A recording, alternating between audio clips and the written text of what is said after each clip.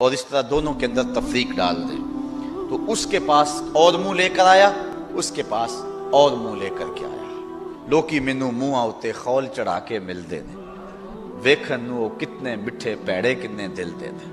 کتنے لوگ ہیں کہ جو معاشرے کے اندر کام ہی یہی کرتے ہیں، ویلے ٹگے، انہیں کوئی کام نہیں ہوتا، بس لوگوں کو لڑا رہے ہوتے ہیں، جھگڑے فساد، خاندان کے خاندان اجاڑ کے رکھ دیتے ہیں۔ حضرت عمر رضی اللہ تعالیٰ عنہ فرماتے ہیں کہ میں کسی سے پوچھوں نا کہ تو آج کل کیا کرتا ہے، وہ کہے کہ میں آج کل فارغ ہوتا ہوں، کہتے وہ شخص میری نظر سے گر جاتا ہے۔ فارغ نہ رہو، مومن فارغ نہیں ہوتا، ہر وقت کچھ نہ کچھ کر رہا ہوتا ہے۔ اپنے آپ کو مصروف رکھیں، با مقصد زندگی بنائیں، ایک لمحہ بھی بے مقصد نہ گزاریں۔ حضرت کعب رضی اللہ تعالیٰ عنہ کا ایک قول ہے، فرماتے اتقوا النمیمہ فإن صاحبها لا یستریح من عذاب القبر۔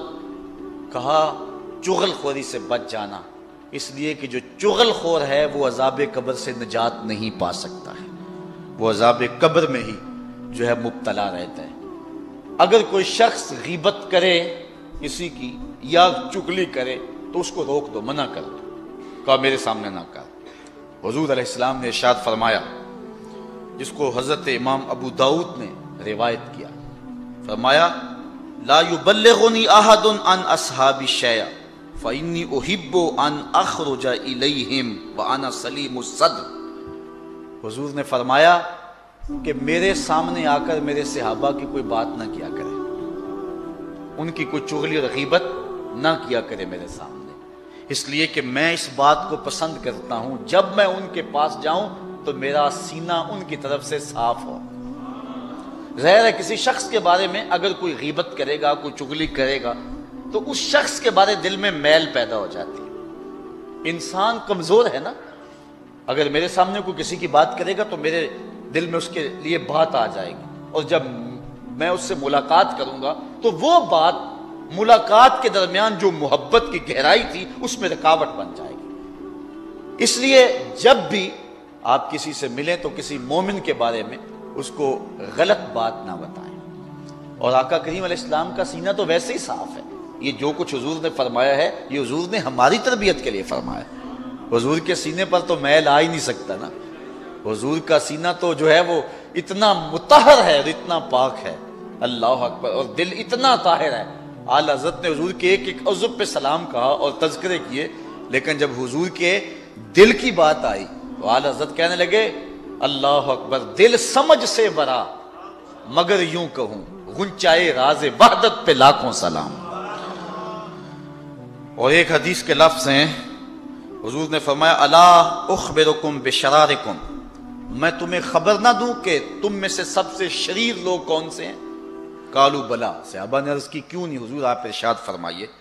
قال المشاؤون بالنمیمۃ المفسدون بین الاحبہ، وہ جو چغلی کرتے ہیں اور دو دوستوں کے درمیان تفریق ڈال دیتے ہیں، فساد کرتے ہیں محبت والوں کے درمیان۔ کہا میری امت کے شریر ترین لوگ یہ ہیں۔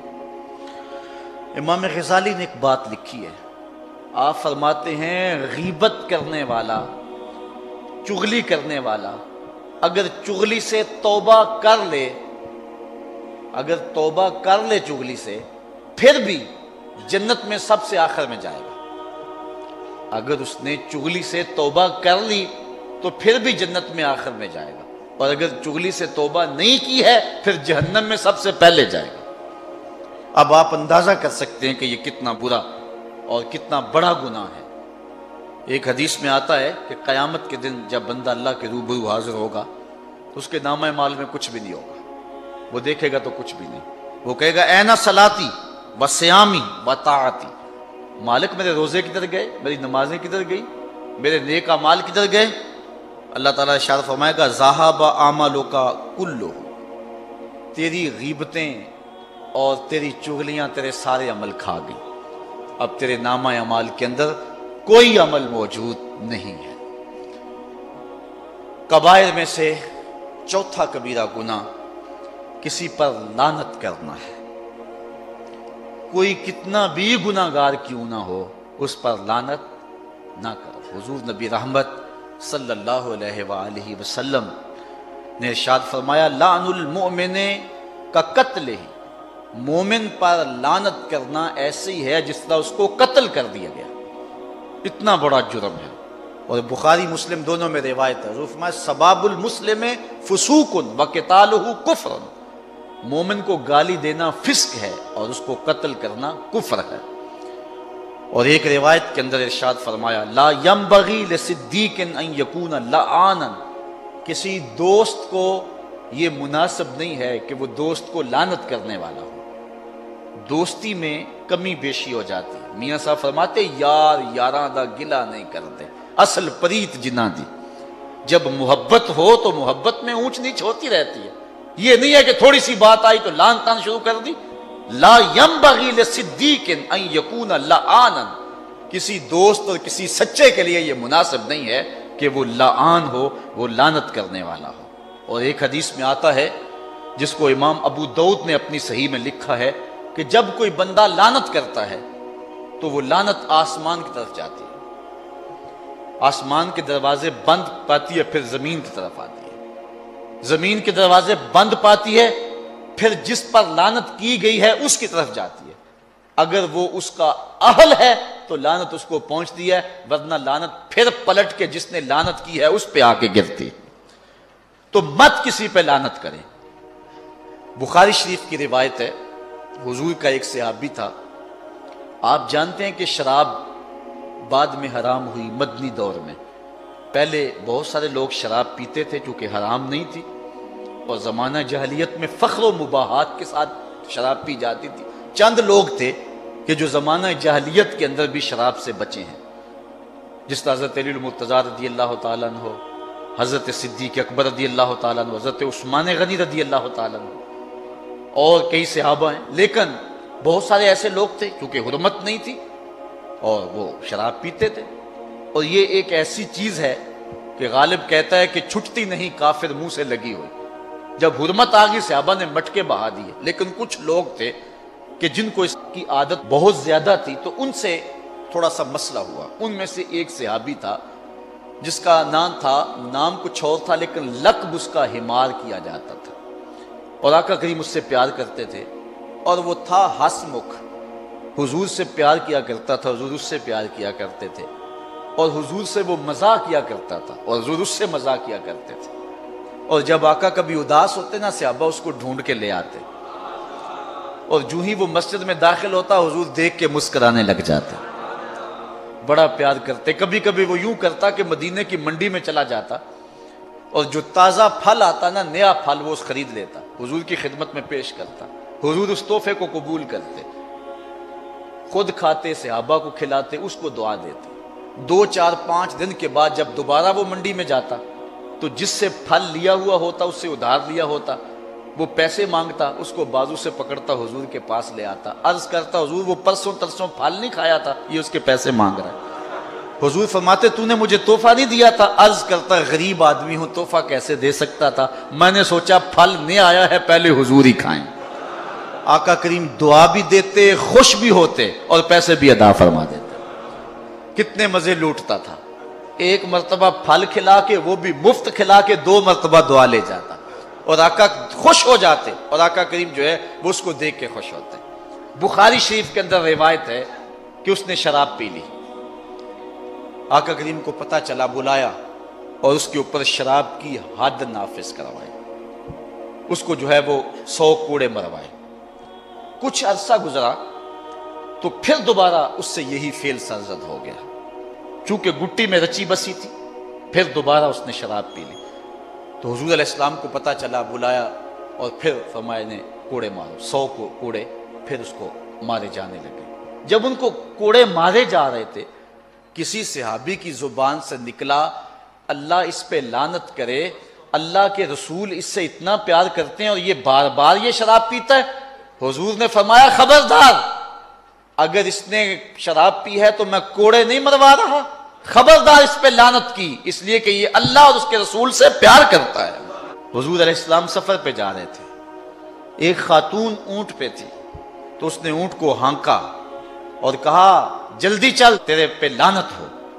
تو آقا کریم نے صحابہ کو فرمایا خذوا ما علیہا ودعوہا فإنہا ملعونہ، کہا اس کا سامان اتار لو اور اس کو بھی اتار لو، یہ ایسے اونٹ پہ کیوں بیٹھی ہے جو لانتی ہے؟ حضور نے جانور کو بھی لعنت کرنے سے منع فرمایا کہ جانور کو بھی لعنت نہ کرو، یہ کبیرہ گناہ ہے کہ کسی کو لعنت کی جائے۔ لعنت کا مفہوم کیا ہے؟ اللہ کی رحمت سے دوری، یہ کسی کو بد دعا نہ دے۔ حضور علیہ السلام پر کافروں نے کیا کچھ کیا، اللہ اکبر، لیکن آقا کریم رحمت بن کے آئے تھے، دعائیں ہی دیتے رہتے۔ اس لیے کسی کے اوپر لعنت نہ کی جائے، یہ کبائر میں سے ہے۔ پانچواں کبیرہ گناہ جو انسان کو بدبخت بنا دیتا ہے وہ یہ ہے کہ اللہ کے ولیوں کو اذیت دی جائے۔ حضور علیہ السلام کا ارشاد عالی شان ہے جس کو امام بخاری نے اپنی سند کے ساتھ روایت کیا ہے۔ یہ حدیث سے قدسی ہے، فیما یروی عن ربی، حضور اپنے رب سے روایت کرتے ہیں۔ حدیث کیا ہے کہ رب کہتا ہے من عاد لی ولیا فقد آذنتہ بالحرب، جو میرے ولی سے عداوت رکھتا ہے میں اس کو جنگ کا چیلنج دیتا ہوں۔ اور ایک حدیث کے لفظ ہیں فقد بارزنی بالمحاربہ، وہ میرے سے لڑائی کرتا ہے۔ اب مجھے بتائیے، اللہ جس سے جنگ کرے تو اللہ کے مقابلے میں کوئی جیت سکتا ہے؟